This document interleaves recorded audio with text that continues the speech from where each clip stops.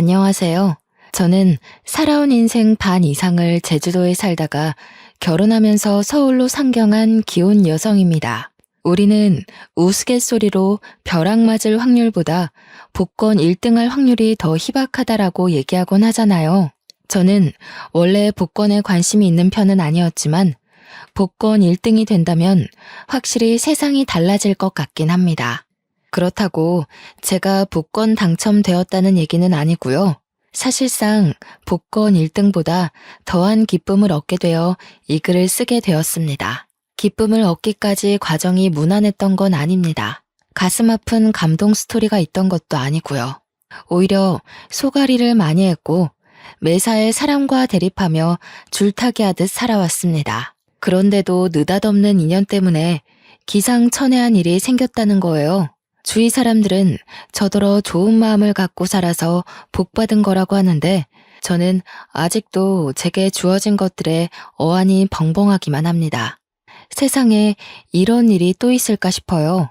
제가 작가는 아니라서 이 소설 같은 이야기를 책으로 낼 수는 없고 이렇게 사연을 알게 되어 찾아왔습니다. 글 실력이 부족할 테지만 양해 바라며 들어주셔요. 인사말에 소개했다시피 저는 제주도 아가씨입니다. 제주도에서 태어나 학창 시절을 모두 제주도에서 보냈죠. 대학을 가진 않았습니다. 제주도에도 대학이 있지만 별로 필요성을 못 느꼈거든요. 제게 주어진 일이 있었기 때문이었을지도 모르겠네요. 저는 20살이 되자마자 서울로 시집간 언니의 부름에 서울을 왕복하며 지냈습니다. 처음 서울을 방문했을 땐 솔직히 볼거리가 많아 재밌었어요. 그런데 그것도 계속 보니까 질리더라고요.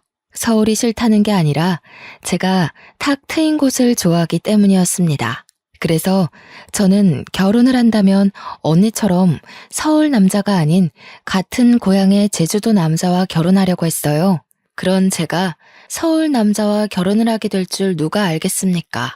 남편과 제가 처음 만난 곳은 기내에서였습니다. 서울로 볼일을 보고 제주도로 돌아가는 비행기에서 남편을 처음 만나게 되었는데 당시 남편이 제 옆자리에 있었어요. 먼저 말을 걸어본 건 저였습니다. 남편이 제주도 지리가 그려진 팜플렛을 들고 있길래 고향 짬밥으로 오지랖 좀 피웠던 거죠. 제주도 관광 가시나 봐요? 서귀포 갈치도 맛있는데 저기 에어릅 쪽 갈치가 진짜 장난 아니에요. 방송도 타졌어요. 절대 후회 안 하실 거니까 갈치 먹을 거면 에어릅 가세요. 아, 제 소개가 늦었네요. 제가 제주 토박이에요. 아, 그래요? 마침 잘 됐네요. 제가 제주도는 처음 가보는 거라서요. 혼자 여행을 하기에 어디가 좋을까 찾아보는데 사람들이 제주도 많이 추천해 주더라고요. 에어릅? 거기 어디쯤에 있어요? 잘 몰라서 그러는데 위치 좀 알려줄래요? 관광 대화를 시작으로 남편과 저는 제주도 이야기를 많이 나눴습니다. 비행기 착륙 때까지 저희는 시간 가는 줄도 모르고 얘기에 푹 빠졌어요. 저는 고등학교 졸업 후 서울과 제주도 왕복을 자주 했기에 사투리가 제법 물러진 편이었습니다. 남편이 제주도 사람들이 자주 쓰는 사투리가 뭐냐면서 묻길래 그런 것도 알려주고 배우기도 했는데 저도 나름 재밌더라고요.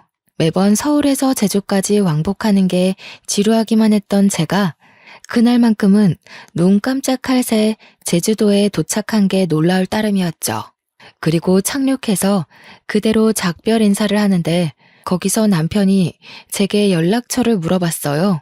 그렇게 만난 것도 인연인데 앞으로 연락하며 친하게 지내고 싶다고 하더라고요. 저도 남편과 제법 잘 통한다고 생각했기 때문에 흔쾌히 수락했는데 그게 연인으로 이어질지 몰랐습니다. 서울 남자였던 남편은 제 번호를 따간 지 12시간도 안 돼서 연락이 왔었고 그날 홀로 여행을 간 거라서 자기가 지리를 잘 모르겠다고 저더러 놀아달라 그랬어요. 그렇게 빠른 시일 내에 가까워진 우리는 남편의 고백으로 서울 돌아가는 날이 될 때 연인이 된 겁니다. 주로 남편이 저를 보러 주말마다 제주도로 날아오는 편이었어요. 제가 서울을 갈 때는 남편이 일을 하고 있는 데다가 또 제가 외박은 할 수가 없었기에 만나기 어려웠습니다. 제가 서울을 자주 방문했던 건 친언니가 형부랑 같이 서울에서 오메기떡이 주재료인 카페를 하고 있었기 때문입니다. 친언니가 당시 임신을 하고 있었는데 애 낳으면 일에서 손을 놓을 거라고 했고 형부는 다른 사업을 시작할 거라면서 저더러 나중에 그 카페를 물려받으라고 인수인계 해주는 상황이었어요. 그러나 당장 카페에서 매일 일할 수 없었던 이유는 아직 제주도에서 친정 부모의 일을 도와줘야 하기 때문이었습니다. 아빠는 고기잡이 어부였고 엄마가 제주에서 오메기떡 장사를 했는데 저는 언니 카페에 물려받은 거라 굳이 공부를 안 했고 그 전까지만 엄마와 아빠의 일을 번갈아 가면서 도왔습니다. 언니의 오메기떡 카페는 엄마한테 배운 비법으로 서울 가서 장사하는 거였죠. 어쨌든 그렇게 남편이 주말에 제주도로 오면 하룻밤 자고 올라가고 그랬습니다. 친정 부모님이 보수적이기 때문에 제가 외박을 할 수 없어서 밤늦게까지만 같이 놀다가 남편은 모텔에서 숙박하고 저는 집에서 자는 데이트를 이어갔어요. 그러길 반복하다 보니 남편이 저더러 하루 종일 같이 있고 싶다고 저랑 있으면 생기가 돋고 즐겁다면서 결혼하자고 하는 겁니다. 당시 제 나이가 32살이긴 했지만 그때의 삶에 만족했기에 결혼에 대해선 생각도 해본 적 없었습니다. 원래 청혼은 이렇게 당황스러운 건가 싶었지만 저도 남편을 너무 좋아했기 때문에 깊게 고민하지 않고 결혼을 약속하게 되었죠. 결혼의 시작은 합가였습니다. 제가 모은 돈이 적기도 했고 시모 말이 제가 살림을 할 줄 모르니까 합가부터 시작을 하라고 하더라고요. 남편은 저한테 결정권을 줬기에 제 대답이 곧 답이었는데 저는 시모의 제안을 수락했습니다. 남편에게 더 좋은 아내가 되고 싶어서 시모한테 살림을 배워야겠다고 생각했거든요. 시부는 워낙 바쁜 사람이라 항상 새벽 일찍 나가고 저녁 늦게 들어온 사람이었는데요. 사업장의 오너라고 했으니까 어쩌면 당연한 거였어요. 그래서 시부는 제가 거의 얼굴 마주할 일이 별로 없었습니다. 거의 일주일에 3번 볼까 말까 했어요. 결혼식 때 말고는 인사도 제대로 나눠본 적이 없어서 효도하고 싶어도 기회가 전혀 없었어요. 남편은 시부를 너무 신경 안 써도 된다고 하더라고요. 원래 바쁜 사람이라서 누가 챙겨주는 것도 아마 부담스러워할 거라고 말이죠. 그때부터 저는 시부의 안부를 굳이 궁금해하지 않았습니다. 저는 시집을 가면서부터 친정 일을 못하게 된 대신 친언니 카페로 매일 출근을 할 수 있는 여건이 되었는데요. 이제부터 출근을 하겠다고 시모에게 미리 알렸더니 시모가 그것을 못마땅해 하더군요. 그걸 꼭 지금 다녀야 되겠니? 그리 급한 것도 아닌 것 같은데. 결혼 생활에 적응하고 나면 다녀도 되는 거 아니냐? 언니 출산 일이 얼마 안 남아서요. 저희 사정도 좀 급한 상황이에요.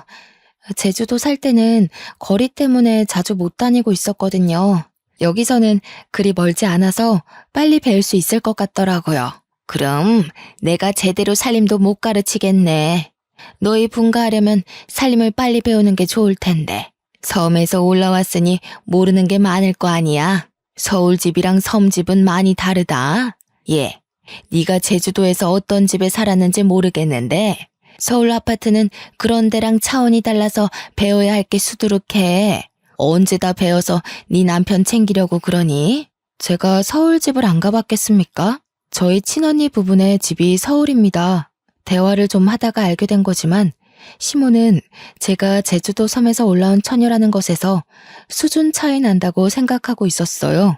아무리 꼬질꼬질하게 있어도 서울 사람은 귀티가 나고 아무리 치장을 해도 섬 사람은 빈티가 난다는 생각이더라고요. 그건 조금만 대화를 해봐도 느껴지는 부분이었습니다. 당연히 불쾌했죠. 그러나 시모가 제게 직접적으로 욕하는 것도 아니었고 은근히 무시하는 경향으로만 툭툭 던졌던지라 제가 대놓고 시모 말에 불쾌함을 드러내기가 애매했어요. 그나마 할 수 있었던 건 시모 말에 무조건 굽히고 들어가지 않는 걸로 대신 불편했던 감정을 풀어냈습니다. 예를 들면 제가 카페에 출근하는 걸 막으려는 시모의 제안을 뻔뻔하게 거절했고, 시모가 빙빙 둘러서 자기 원하는 대답을 유도하려 할 때 그걸 시종일관 눈치 없는 척 하는 것 정도였습니다. 그럴 때면 시모가 저를 답답해하면서 한 번씩 자기 분에 못 이겨 저를 포기해버리고 말았어요. 그 덕에 다행히 언니 카페에서 출근을 매일 할 수 있었습니다. 남편에게는 시동생이 하나 있는데요. 시동생이 이 시댁에서 좀 남다른 존재더라고요. 남편과 달리 우수인재 축에 속해서 진작에 유학생활을 하고 있었다고 하더군요. 남편은 공부머리가 뛰어나지 않아서 시부가 유학 제안을 했었지만 바로 거절했다고 했고요. 그래서 시댁은 다른 집과 다르게 희한하게도 장남보다 차남이 우대받는 입장이었습니다. 몰랐는데 시모가 제게 촌스럽다고 은근히 돌려서 서울 여자들이랑 비교했던 것처럼 남편한테도 은근히 시동생과 비교를 하지 뭡니까? 넌 내년에 봉급 얼마나 오른다니? 그래도 다닌 지 오래됐는데 이제 좀 확 오를 때 되지 않았나? 그놈의 쥐꼬리만한 월급 때문에 내가 다 답답하던데. 공무원이 올라봤자죠. 엄마가 생각하시는 만큼 오를 리 없으니까 그만 좀 물어보세요. 어차피 저한테 별다른 관심 없으시잖아요. 얘 봐라. 잔소리도 다 어미의 애정이야. 내가 진작에 사업 하나 해보라고 했잖니. 요즘 같은 세상에 공무원 하나 해가지고 뭐 해먹고 살래? 네 동생 봐라. 벌써 그 나이에 한 달에 용돈만 돈 100만 원씩 보낸다. 내가 이걸 장남한테 받아야지 막내한테 받는 게 말이니? 어떻게 돈 불릴 궁리를 안 하는가 몰라. 시댁에서는 시부도 사업을 하고 있었고 시동생도 사업을 막 시작해서 단번에 성장했다고 했습니다. 그런 집안에서 남편만 공무원으로 안정직에 있는 상황이었는데요. 어떤 집안에서는 공무원이 남편 감으로 딱 좋다고 칭송하는데 시모는 돈이 확확 튀면서 졸부같이 사는 걸 좋아하는 것 같았습니다. 그렇다고 제가 친언니의 개인 사업을 물려받는 건 또 안 좋아했어요. 혹시라도 제 사업이 잘 돼서 자기네 식구보다 잘 나갈까봐 염려하더라고요. 무조건 자기 집에서 성공하는 사람이 있어야 된다고 보는 듯 했습니다. 남편은 내성이 생긴 건지 시모 말에 대강 대답할 뿐 별다른 감정을 드러내지 않았습니다. 옆에서 듣기만 해도 제가 대신 화가 나는데 정작 당사자가 가만히 있으니 제가 뭐라 나설 수는 없겠더라고요. 그래서 주로 뒤에서 남편을 위로해주기만 했습니다. 어머님 말 너무 신경 쓰지 마. 공무원은 뭐 아무나 되는 줄 아나? 내 친구는 공무원 시험 벌써 3번이나 떨어졌어. 공무원 경쟁률 장난 아닌데 어머님은 아무것도 모르면서. 나 신경 안 써. 원래 저런 사람이야. 나 때문에 당신이 신경 쓰는 것 같은데 당신이야말로 내 걱정은 마. 그래도 걱정해줘서 고마워. 당신이 옆에 있어서 내가 좀 숨 쉬어진다. 남편이 자기는 사춘기를 지나고부터는 시모의 잔소리를 그러려니 체념하고 산다고 했어요. 별로 타격도 없대요. 그러면서 시부가 자기 공무원 꿈을 응원해줬는데 그것만으로 충분하다고, 시부는 오히려 사업하는 시동생 걱정으로 마음 졸인다고 했습니다. 시부가 사업을 하는 사람이기에 사업의 위험성을 잘 알고 있어서라고 했어요. 자꾸 이렇게 자리 없는 시동생 얘기가 나오니까 결혼식에서도 본 적 없는 시동생이 문득 궁금해지더라고요. 남편한테 슬쩍 물어봤더니 남편 말로는 시동생이 똑똑한데 얼굴도 자기보다 잘생겨서 잘나긴 했다고 하더군요. 얼마나 잘났길래 시모가 저리 차별을 하는 건가 괜히 샘통이 났습니다. 그렇게 하가 생활 3년이 지났을까요? 그토록 궁금하던 시동생이 귀국한다는 소식이 들려왔어요. 그날은 시댁에서 완전 명절 분위기였습니다. 시동생이 온다니까 저도 들뜨긴 했는데 한편으로는 남편이 걱정되는 겁니다. 시동생이 완전 한국으로 정착하러 온다는데 없는 사람과도 제 남편을 그렇게 차별했잖아요. 그런데 같이 살기까지 하면 얼마나 더 비교를 하겠어요? 불안과 호기심에 저는 그날 카페 일도 안 나가고 시모랑 같이 음식을 준비했습니다. 그렇게 저녁 시간이 되었는지도 모르고 진수성찬을 차리고 있었는데요. 퇴근하고 온 남편을 제가 반기기도 전에 시모가 먼저 잔소리를 해버리지 뭡니까? 너는 좀 일찍 맞춰서 공항까지 동생 좀 태우고 오지. 오늘 네 동생 오는 날이라고 했잖아. 애가 지금 비행기 오래 타서 피곤할 텐데 택시 타고 오는 중이란다. 공무원이 어떻게 일찍 맞춰요? 제가 월차 연차 낸 적은 있어도 어디 마음대로 일찍 퇴근하는 거 봤어요? 지난번에도 말씀드렸던 것 같은데요. 그러니까 말이다. 네가 진작에 사업을 해서 대표 자리 떡하니 맡고 있었으면 시간 구애받지 않았을 거 아니냐. 우리 집 남자들 사주는 죄다 사장인데 너는 누굴 닮아서 그렇게 도전 정신이 없니? 이쯤 되니까 저는 얼굴도 모르는 시동생이 궁금한 걸 넘어서 참 얄미웠습니다. 남편이 익숙해져 괜찮다고 했지만 어느 누가 비판받는 것에 적응이 되겠습니까? 아마 그건 마음속 관역이 닳고 닳아서 화살이 그냥 통과될 만큼 너덜너덜해진 걸 거예요. 마침내 시동생이 도착했고 초인종 소리에 시모가 불이 나게 달려갔습니다. 아이고 내 새끼 고생 많았다. 세상에 왜 이렇게 말라졌어? 밥도 제대로 못 먹고 일만 한 거 아니야?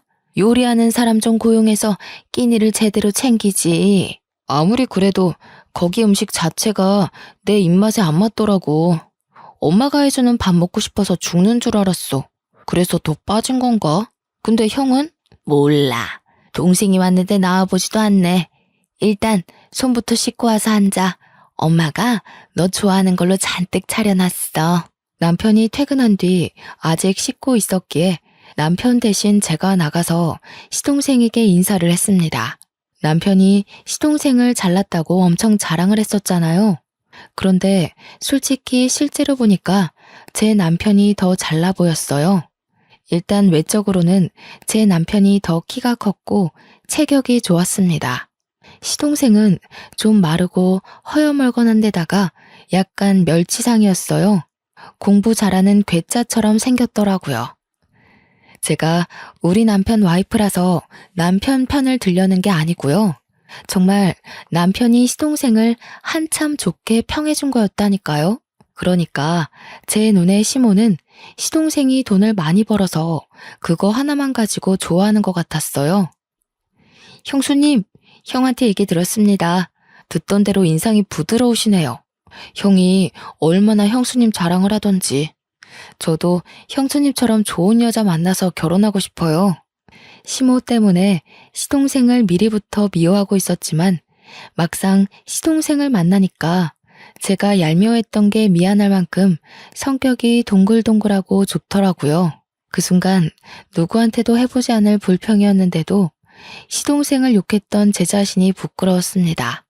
시동생이 이렇게 살가워서 남편이 시모가 시동생을 편애해도 그리 칭찬하고 감쌌나 봅니다. 그렇다는 말은 시댁에서 남편을 싫어하는 사람은 시모뿐이라는 거잖아요. 왜 그럴까 곰곰이 생각하게 되다 보니 문득 남편과 시동생이 안 닮았다는 걸 알게 되었습니다. 실례인 걸 알지만 저도 모르게 그걸 식사 자리에서 말해버렸더니 분위기가 싸해진 거 아니겠습니까? 질문을 한 건 저인데 당황한 것도 저였습니다. 아무도 제 말에 답을 안 하고 침묵만 흐르던 그때 가장 먼저 입을 연 건 시동생이었어요. 형수님 모르셨구나. 형, 우리 집 얘기 형수한테 말 안 했어? 그래도 결혼까지 했는데 형 사정은 알고 계셔야 되지 않나? 아, 뭐 좋은 일이라고. 나중에 상황 봐서 얘기하려고 했지. 미리 말 못해서 미안해 여보.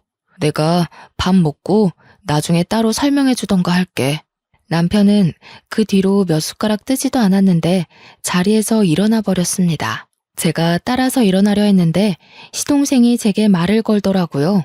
남편이 나중에 말해주겠다던 개인 사정 이야기였어요. 듣자 하니 시부가 시모와 결혼 생활을 하는 동안 다른 상간녀를 만나 가진 아이가 남편이라 하더라고요. 그럼에도 시모가 남편을 자식으로 받아들인 건 그 당시 시모는 난임 판정을 받았기 때문이었고 비록 남의 애지만 시부를 무척 사랑했기에 용서하고 남편을 자기 자식으로 인정했다고 했습니다. 그러다 몇 년 뒤 기적처럼 시험관에 성공해 태어난 사람이 바로 시동생이었다고 했어요. 전혀 몰랐던 복잡한 가정사에 저는 남편에게 실수했다는 걸 자각했습니다. 시동생이랑 시모에게 양해를 구하고 얼른 자리에서 일어나 방으로 갔어요. 남편이 무슨 생각을 하고 있는지 고뇌 가득한 얼굴로 침대에 앉아 있더라고요. 남편이 왜 시모에게 그런 취급을 받고 살았는지 알게 되니 남편의 처지가 참 불쌍하다고 느껴졌습니다. 태어났을 뿐인데 세상에 낙인 찍힌 셈이잖아요. 이 사실이 드러날 때마다 얼마나 손가락질을 많이 받았겠습니까? 저는 그 사실을 더 이상 언급하지 않고 남편을 조용히 위로해줬습니다. 남편은 거실에서 자기 얘기하는 게 들렸는지 저더러 미리 말 못해서 미안하다고 하더라고요. 이혼하자고 해도 자기 잘못이니까 받아들이겠다고도 했어요. 당신이 나한테 실수를 한 것도 아닌데 우리가 왜 이혼을 해? 당신 나한테 한 번도 실망시킨 적 없고 남편 노릇 못한 적도 없고 속상하게 한 적도 없었어. 내가 보기엔 적어도 어머님보다는 신이 좋은 사람 같아. 제 위로에 남편이 웃음을 흘렸습니다. 저를 안아주면서 고맙다고 역시 저랑 결혼하길 잘했다고 하더군요. 결혼 전이나 후나 자기를 웃게 하는 사람은 저밖에 없다면서요. 남편과 저는 저희 나름대로 스스로 마음을 보호하면서 지냈는데요. 무슨 중고등학생 양아치 놀이도 아니고 시모뿐만 아니라 시동생까지 문제가 있더라고요. 그동안 멀리 떨어져 있어 몰랐을 뿐 시동생 또한 남편을 은근히 무시하는 경향이 있었습니다. 둥글둥글한 성격으로 보였던 건 사업을 하는 사람이었기 때문에 습관적으로 비즈니스 태도가 배어 있었기 때문이었어요. 한 두세 달 지내다 보니까 완전히 보이더라고요. 아주 자기 엄마랑 똑 닮아선 제 남편에게 형형거리면서 뻔뻔한 요구를 다 하더라니까요. 형, 이번에 아빠 생신 선물 차 한 대 바꿔드릴까 하는데 돈 좀 보탤 수 있겠어? 나 혼자 해도 괜찮지만 그래도 형제니까 같이 하는 게 좋을 것 같아서. 벌써 아빠 생신이구나. 같이 하면 좋긴 하겠네. 내가 시간이 안 돼서 따로 같이 사러 가주진 못할 것 같다. 얼마 정도 하는데? 아동 비용도 내가 댈게. 우리 사이에 이동 비용은 무슨? 어차피 나 아는 사람 차센터에 가서 살 거라서 1억 5천인데 내가 8천 할 테니까 형이 7천만 보태줘. 시동생은 부탁은 다 저런 식이었습니다. 갖가지 그럴싸한 이유를 들먹이며 남편의 주머니를 털려고 했어요. 그럴 때마다 남편은 할 수 있는 선에선 보탬이 되었지만 저렇게 몇 천이나 보태어야 하는 일엔 매번 고개 숙이며 미안하다고 하는 게 사과하기 일쑤였습니다. 그러면 시동생은 자기 작전에 성공했다는 듯 으쓱거리면서 남편의 사정을 몰랐던 척했어요. 아, 깜빡했다. 형 공무원이지. 요즘 주변에서 억소리 나는 사업주들만 만나다 보니까 형 공무원이라는 걸 생각 못했네. 미안해. 이런 식으로 아주 거만하기 짝이 없게 남편을 놀려주고 떠나더라고요. 시모처럼 대놓고 구박하는 것도 아니고 남편 생각하는 척하면서 교묘하게 사람 속을 뒤집어 놓는 거 아니겠어요? 남편 말로는 시동생이 큰돈 만지는 사람이다 보니까 진짜 자신의 주머니의 사정을 깜빡해서 그러는 거라고 생각했는데 제 눈에는 아무리 봐도 시동생의 괘씸한 고의로 보였습니다. 시동생이 오기 전에는 시모 한 명이 남편을 괴롭혔다면 이제는 그 스트레스가 2배가 되어버린 것 아닙니까? 남편은 제가 끼니를 잘 챙겨주고 따로 건강영양제까지 챙기는데도 갈수록 기운이 빠지고 수척해졌습니다. 이게 다 시모랑 시동생 때문이라고 생각했어요. 차라리 저를 괴롭혔으면 좋겠다고 생각할 정도였다니까요. 남편 없을 때는 제게 고나리질하지만 남편이 있기만 하면 시모와 시동생의 목표물은 남편으로 돌아섭니다. 제가 뒤에서 남편에게 위로하고 챙기는 것도 한계가 있었어요. 남편에게 제가 별다른 힘이 되어주지 못하는 것 같자 저는 남편에게 우리 그만 분가를 해보는 게 어떻겠냐고 제안했습니다. 우리 대출 받아서 분가하자. 같이 모으고 있던 돈까지 합치면 작은 집 정도는 구할 수 있잖아. 당신 이렇게 기운 없어지는 거 못 보겠어. 이대로면 나 당신 말도 안 듣고 어머님이랑 도련님한테 싸움 걸지도 몰라. 저는 제주살이를 하면서 어릴 때부터 아빠와 엄마의 직장을 놀이터처럼 놀러 다녔다 보니 진상인 사람들을 익숙하게 봤습니다. 그때마다 제가 부모님 지키겠다고 7살 어린 나이에 어른에게 주먹질을 하고 그랬어요. 그래서 부모님께도 많이 혼이 났었어요. 혹시라도 제가 다른 데 가서 사고를 칠까봐 걱정해서였겠죠. 오랜만에 진상인 사람들 만나니까 과거에 들끓던 에너지가 올라오는지 저는 정말 시무랑 시동생과 다툼을 일으킬 것 같았어요. 남편을 위한 것도 있지만 제가 살기 위해서라도 분가를 하고 싶었습니다. 남편은 생각해보겠다고 하더니 하루 뒤에 바로 긍정적인 답변을 주었어요. 그 뒤론 망설이지 않았습니다. 하루라도 빨리 시모와 시동생을 남편과 떼어놓고 싶어서 저녁 식사 자리에서 얘기를 했어요. 저희가 분가를 하겠다고 시모에게 알리자 역시 예상했던 대로 시모는 돈도 없는 것들이 살림 동낼 생각 있냐고 성질을 부렸습니다. 버는 사람 따로 있고 쓰는 사람 따로 있어? 혹시라도 우리한테 손 벌릴 생각이면 말하라. 지금 애비랑 동생이 돈 잘 번다고 콩콩물 좀 떨어지지 않을까 생각하나 본데 절대 그럴 리 없다. 우리가 알아서 할 거니까 엄마는 신경 쓰지 마세요. 손 벌릴 생각 없으니 분가할게요. 아버지한텐 제가 따로 연락드리겠습니다. 왜 그래 형? 내가 와서 불편해서 그래? 그럼 그냥 형이 있어. 내가 따로 독립할게. 형 돈도 없으면서 왜 굳이 바보 같은 짓을 해? 이럴 때면 진짜 나이 거꾸로 먹는 것 같다. 바보? 시동생의 섬나는 발언에 저는 남편의 아내로서 더 이상 듣고만 있을 수 없었습니다. 그래서 저도 모르게 제주살이 하면서 억세졌던 성격이 불쑥 튀어나와 버렸지요. 다들 돈 하나름 쥐어줘 보거나 그런 말씀들 하세요. 맨손에 맨입으로 돈 없네 마네. 남의 주머니 사정 놀리지 마시고요. 그렇게 돈이 많으면 좀 뿌려보시든가요. 그래야 우아하면서 입 벌리고 부러워하기라도 하죠. 맨날 말로만 떵떵거리지 큰 돈 만진다는 게 진짠지 아닌지 알 수가 있나? 뭐라고요? 형수님, 무슨 말씀을 그렇게 하세요? 아무리 섬 구석에서 덜 배우고 컸다지만 저도 엄연히 시댁 사람입니다. 말 가려주세요. 공무원이라고 무시하는 요즘 세상에 시댁 사람, 친정 사람이 어딨대요? 지금은 명절도 안 챙기고 다들 여행 가기 바쁜 시대예요. 시댁 사람은 무슨? 어머, 얘가 오늘따라 왜 이러니? 너 약 먹었어? 그게 무슨 말버릇이야? 세상에 어느 며느리가 너처럼 어른 앞에서 입을 함부로 놀린다니? 어머님도 그러시는 거 아니에요. 어머님 친구 없으시죠?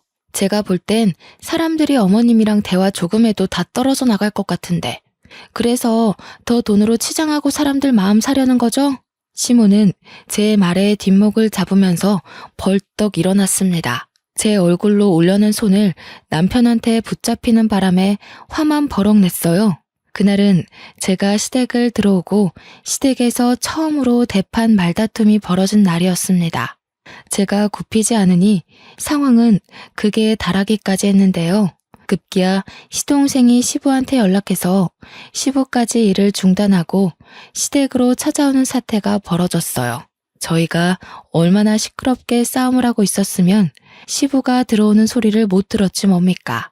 시부가 고함을 치는 바람에 저희 다툼이 무 자르듯 뚝 끊겨버렸습니다. 하필 제가 건방지게 막 소리를 지르고 있던 때라 저만 순식간에 죄인이 된 기분이었어요. 그리고 태세 전환 빠르게 들어간 시모는 주저앉으며 눈물을 터뜨렸고 시동생은 지 엄마를 달래줌으로써 저는 더 악질 며느리처럼 보이게 되었죠. 시부를 오랜만에 얼굴 마주하는 건데 이 꼴을 보여버렸으니 면목이 없어 고개를 숙였습니다. 동네 창피하지도 않아? 도대체 뭐야? 뭔데 일하는 사람까지 불러서 싸움 구경하게 해? 어디서 나이값 못하고 개싸움을 하고 있냐고? 그때 시동생이 시부를 불렀기에 시동생이 먼저 발언권을 가졌는데요. 아빠, 형수가 나더러 큰돈 만지는 거 구라 아니냐고 거짓말쟁이로 만들더라고. 아빠가 나 사업자금 대줬잖아. 그래서 내가 그거 아빠한테 다 갚았잖아. 증언 좀 해줘. 시부에게 혼나게 생겼다고 각오를 하고 있던 그 순간 시부가 시동생의 싸다구를 훅 날리는 거 아니겠어요? 찰진 소리에 모두가 깜짝 놀래서 숨을 죽였고 시모도 우는 척을 관두고 얼른 일어나 시동생을 살폈습니다. 절딱선이 없는 것. 내가 돈으로 잘난 체 하는 일 없도록 하라고 했지. 나는 아들이라고 봐주는 것도 없다. 철없이 굴면 바로 호적에서 제명이야. 어디서 사업하는 사람이 함부로 허세를 부려? 왜 애 얼굴에 손을 대요? 잘못한 건 큰애네인데 왜 우리 애한테 그러냐고요? 당신 매번 우리 애한테만 차별할 때 내가 얼마나 속상한지 알아요? 시끄러워. 다른 사람 변명 다 필요 없다. 도대체 이게 무슨 난리인지 며느리가 얘기해보거라. 며느리 얘기 끝날 때까지 누구라도 입 열기만 해봐. 바로 쫓아낼 테니까. 의외였습니다. 제가 마지막까지 악을 지르고 있던 사람이라서 시부가 저를 안 좋게 볼 거라고 생각했거든요. 근데 그게 아니라 시부는 그나마 제가 제3의 입장이라고 생각한 것 같았어요. 그래서 저는 지체 없이 토시 하나 빠뜨리지 않고 있었던 모든 대화들을 말씀드렸습니다.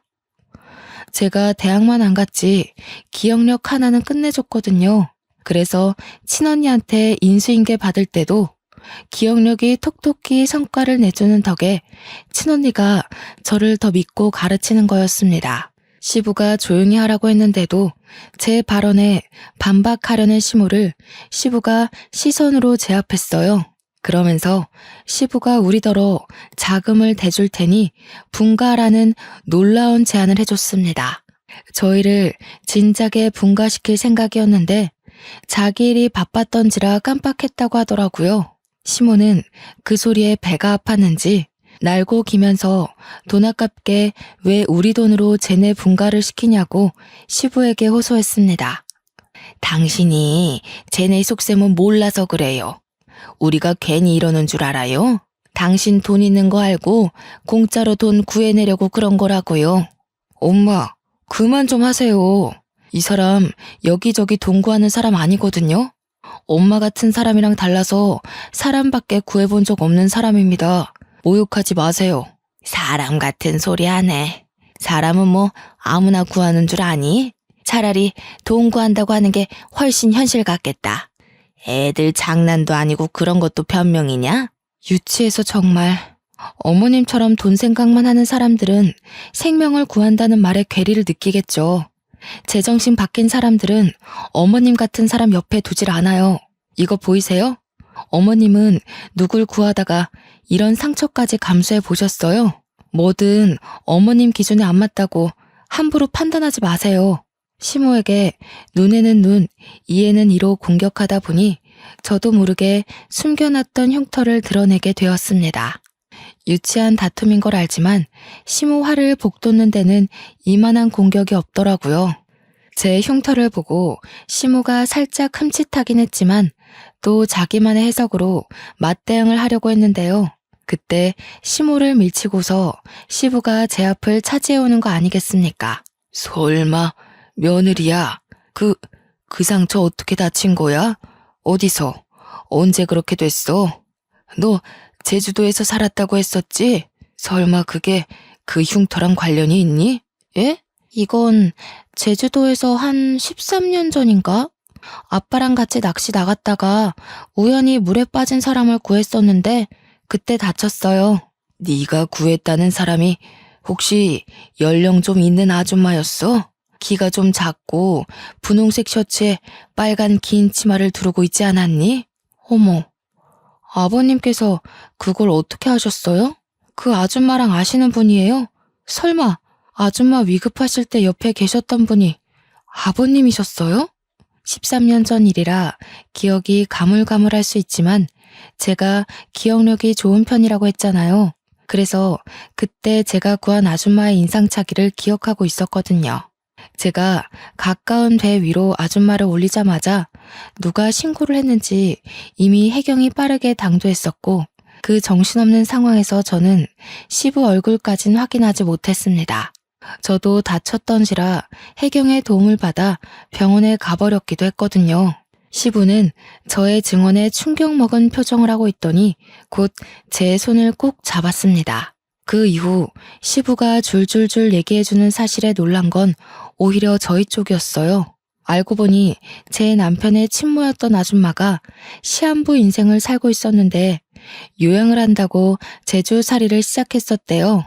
바다가 보고 싶다는 아줌마 말에 시부는 배까지 빌려서 아줌마와 같이 바람을 쐬었는데 시부가 잠시 자리를 비운 사이 배가 흔들렸고 그 바람에 아줌마가 바다에 빠졌다고 하는 겁니다. 우연히 거길 지나갔던 사람이 바로 저와 아빠였던 거예요. 아빠랑 배낚시를 하고 있던 저는 당시 고등학생이었는데 제가 먼저 그 상황을 먼저 목격했거든요. 그래서 물에 빠진 아줌마를 보자마자 망설임 없이 뛰어들었어요. 그런데 아줌마를 건져 올리는 과정에서 바위에 세게 부딪히는 바람에 다리에 커다란 생채기를 내고 말았죠. 피가 뚝뚝 떨어지는 와중에도 저는 사람을 구하느라 정신이 없었고 뒤늦게 달려온 아빠가 제 다리를 살폈습니다. 그 상황에서 아마 시부는 아줌마를 살리기 위해 인공호흡을 하고 있었던 걸로 기억해요. 정신이 없던 와중에도 시부는 제 다리에 난 상처를 유심히 보았나 봅니다. 시간이 흘렀는데도 상처를 보고 단번에 기억을 떠올리다니. 그 당시 제가 아줌마를 살렸지만 원래 아줌마는 시한부였기 때문에 4달 후 사망했다고 합니다. 그러면서 아줌마가 죽기 전에 자기를 살렸던 저를 꼭 만나고자 했다고 방방곡곡 찾으려고 했다는 거였죠. 그런데 저를 찾기란 쉽지가 않았고 아줌마는 결국 저를 만나보지 못하고 세상을 떴답니다. 충격적인 과거일을 읊어주면서 시부는 눈물까지 흘렸습니다. 내가 너를 얼마나 찾았는데 이렇게 바로 옆에 있는 줄도 몰랐구나. 내가 지질이도 바보였다. 며느리로 둔 지 수년째인데 이 사실을 이제 알다니. 저는 시부와 그 아줌마가 관계 있다는 사실에 놀란 것도 있지만 제가 시동생한테 들었던 내용과는 이야기가 달라서 혼란스러운 것도 있었습니다. 그러니까 시부의 상간녀 스토리는 제대로 알고 보니 시모가 전부 거짓말로 지어낸 스토리였어요. 원래는 시부가 시모가 아닌 아줌마랑 먼저 혼인한 사이였는데 이미 몸이 안 좋은 채로 결혼을 강행했던지라 아줌마는 일부러 시부와 혼인신고는 하지 않았다고 했고 아이를 낳고서 더 악화된 건강 때문에 제주도를 가게 되었다고 합니다. 그리고 제주살이 한 지 한 달 만에 그 사고를 당해 아줌마의 컨디션은 급속도로 저조했다고 해요. 자기의 죽음을 예감한 아줌마는 시부한테 빌게 된 소원이 하나 있었는데 그게 바로 시부의 재혼이라고 했답니다. 시부와 아줌마는 서로 많이 사랑하는 사이여서 아줌마가 시부 혼자 남겨진 걸 가장 걱정했대요. 그래서 꼭 재혼을 했으면 좋겠다고 했다지 뭡니까. 시부가 서류상에는 첫 결혼으로 보이겠지만 사실상 시모와 재혼을 했던 거였습니다. 시부는 아줌마의 마지막 소원을 들어주기 위해서 당시 아줌마의 요양보호사로 있던 시모와 계약 결혼을 했고 아줌마는 그걸로 이제 시부 걱정 않고 마음 편히 눈을 감았다고 했어요. 이 사실은 남편도 처음 듣는 것 같았습니다. 한 여고생이 물에 빠진 자기 친모를 살렸다는 얘기를 시부한테 들은 적 있었던 남편은 그게 저라는 사실에 그저 벙쪄 있었더라고요. 그리고 다른 의미로 시모랑 시동생도 충격을 먹은 채 입을 다물고 있었어요. 그러니까 결과적으로 지금 제게 시모인 저 사람이 아줌마의 요양보호사라는 거잖아요. 대단한 사모님인 척 하던 저 아줌마가 원래는 우리 남편처럼 월급쟁이였다는 거 아닙니까? 어이없어서 웃음이 나왔는데 이런 뒷이야기는 시동생도 처음 알았나 봅니다. 자기 출생 비밀과 출신이 생각보다 형편없다고 생각했는지 자기 엄마한테 분노를 느끼고 있었어요. 사실상 손가락질 받아야 할 사람이 우리 남편 쪽이 아니라 자신 쪽이라는 사실을 자각한 것 같더라고요. 시동생은 시모한테 불같이 화내면서 따지고 있었습니다. 그러거나 말거나 저랑 시부와 남편은 시모 쪽과는 다른 세상에 있었어요. 아무래도 먼저 간 정원 엄마가 너를 알고 며느리로 들인 게 아닌가 싶어. 어떻게 이런 인연이 다 있을 수 있니? 내가 어떻게 이리 소중한 사람을 몰라봤을까? 아니요, 아버님. 저는 할 일을 했을 뿐인걸요. 아줌마가 살아계셨다면 좋았을 것을. 그래도 아버님 말씀하시는 거 들어보니까 아줌마가 정말 좋으신 분이었다는 게 느껴져요. 고맙구나. 내가 이제 먼저 간 정은 엄마한테 얼굴 들 수 있겠어. 그리고 사돈댁에도 곧 인사를 드리러 가야겠다. 내 은인이 우리 집에 들어왔는데 내가 이대로 가만히 있을 수가 없지. 여전히 당황스러운 전개였지만 사실을 받아들인 저는 오히려 아줌마가 돌아가신 것에 유감을 표했습니다. 그리고 시부는 제게 만나면 꼭 보상할 거라 기다리고 있었다면서 잠깐 방에 들어갔다 나오셨는데요. 손에 쥐고 온 건 다름 아닌 통장이었습니다. 돌아가신 아줌마의 유언이기도 하다면서 저에게 그 통장을 주더라고요. 그게 아줌마 사업장을 정리하고 남은 돈의 일부라는데 아줌마 말로는 꼭 자신의 은인에게 답례를 하고 싶어 했다고 했어요. 얼떨떨하게 받은 그 통장을 열어보는 순간 저는 소스라치게 놀라서 다시 시부에게 통장을 돌려줬습니다. 소소한 답례라기엔 너무 큰 돈이었거든요. 회사의 오너였다는 아줌마가 제게 일부만 남겼다는 그 유산은 무려 31억 원이었습니다. 한 번도 본 적 없던 숫자이기도 했고 너무 큰 돈이라 받을 수 없다고 바로 돌려줬는데 시부는 너무 완강했어요. 13년 전부터 이미 이 통장은 제 돈이었다고 자신은 주인을 찾아줬을 뿐이라고 하더라고요. 손이 떨리는 액수였지만 시부의 대쪽 같은 부탁에 저는 결국 그걸 받게 되었고 시모는 조용히 숨지고 있더니 제가 통장을 받자 갑자기 배가 아파서 죽으려고 하더군요. 시모는 곧 시부한테 이혼 요구 당했어요. 아마 제가 그대로 일러바친 발언들을 믿어주는 듯 했습니다. 제가 거짓말할 사람은 아니라는 걸 시부가 알아봐준 덕일 겁니다. 결국 시부모는 이혼을 했어요. 시부가 소송 비용 드리고 싶지 않으니 조용히 도장 찍으라고 하는 걸 저와 남편은 곁에서 구경했습니다. 시모의 초라한 처지를 보고 있자니 남편 복수가 완벽하게 된 기분이라 시원했어요. 그리고 시동생은 시부의 씨를 받은 몸이라서 시부가 시동생이 갖고 있는 사업장만 주는 걸로 하고 집에서는 내쫓겼습니다. 그날이 시댁 사람들과 처음 다툰 날이었는데 그게 마지막 다툼이 되어버린 셈이었네요. 저와 남편은 굳이 분가를 하지 않고 시부를 모시고 살게 되었어요. 시부가 자기는 신경 안 써도 된다고 했는데 제가 합가 생활하면서 시부 생활 패턴을 봐왔기에 시부만 두고 분가를 할 수는 없었습니다. 시부는 밥도 잘 안 챙겨 먹고 회사에서도 대충 직원들이 챙겨주는 샌드위치나 김밥 같은 것만 드시더라고요. 그래서 제가 도시락을 챙겨드려야겠다는 생각으로 남게 되었어요. 시부는 처음에 저더러 고생스럽게 왜 그러냐고 하지 말라고 했는데 제가 고집을 꺾지 않으니 어느 순간부턴 도시락을 꼬박꼬박 챙겨가시더라고요. 그 때문인지 과거에는 저녁 식사 때 함께한 적 없던 시부가 요즘은 저녁 식사 시간에 맞춰서 퇴근을 하고 오십니다. 제가 분위기를 좀 잘 띄우는 타입인데요. 남편과 시부 앞에서 며느리 노릇 아내 노릇 톡톡히 하면서도 제 성격을 그대로 드러나니까 가끔은 시부가 개그맨이 따로 없다고 하세요. 칭찬인지 모르겠지만 시부랑 남편이 웃는 게 좋으니까 좋게 생각하려고요. 그리고 저는 31억 받은 돈에 손을 조금 댔는데요. 친정 부모님께 집을 하나 해줬고 언니랑 형부네에도 집 하나 해줬고 남은 돈은 적금 들어놓았어요. 제가 원했던 결혼 생활이 어떤 모습인지 한 번도 생각해 본 적 없지만 다시 생각을 해보려고 한다면 딱 지금이 아닐까 싶습니다. 주위에 모난 사람 하나 없어서 그런지 세상을 바라보는 게 제 시선이 아주 둥글둥글하네요. 앞으로 손자, 손녀가 생긴다면 제 결혼 생활이 완벽하게 즐겁지 않을까 생각합니다. 다른 거 바라는 거 없고 그저 우리 식구들 전부 몸 건강, 마음 건강하게 잘 지내길 바랄 뿐이에요. 제 복권 1등 같은 사연 어떠셨나요? 이거 복권 당첨이라고 해도 되겠죠? 저희 식구가 받은 행운처럼 제 사연 듣고 계시는 청취자분들께서도 돈벼락 떨어지길 바랍니다. 감사합니다.